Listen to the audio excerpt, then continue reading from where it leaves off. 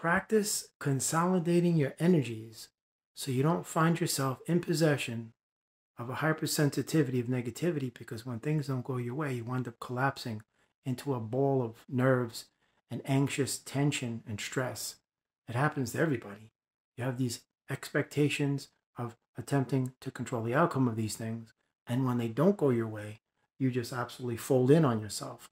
So you have to practice consolidating all of your energies of a high vibrational nature, but also of a powerful foundation to which that high vibration can rest upon. And this requires you not taking any of this serious. I'm talking about least effort, zero resistance, and absolute no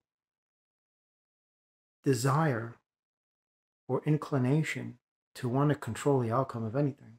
As long as you've done your part, you put the work out there, the energy out there, just leave it be and see what happens.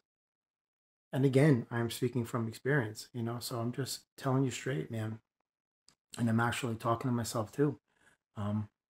It's true.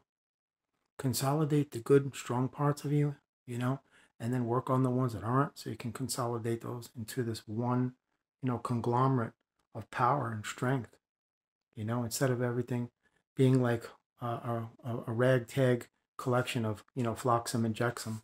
Like, it's almost like an amalgam, like a combination of multiple things. You really don't want that. You want to consolidate the powers of your true intensity, your positivity, your certainty. You don't just want to put everything in one bag, because there's a lot of bad stuff in there.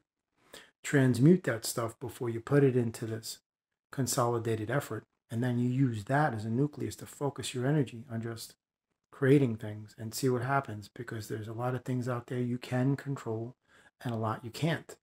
And it is our incessant desire and need to want to control these things to the very final end, the conclusion, the outcome, until it reaches fruition. So I don't know what it is about humans that they just have to have that, total power over everything. But this is the universe reminding you that there's a lot of things in this world that you will not be able to control.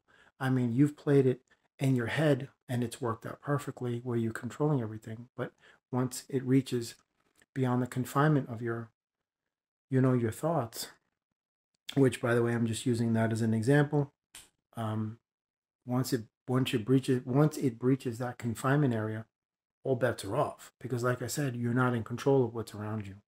You only control the immediate surroundings that you occupy at that moment, but you're not in control of what's going on 5,000 miles away from you, or what's happening up in space, or 20 feet under the ground, or 7,000 feet below the ocean. How could you?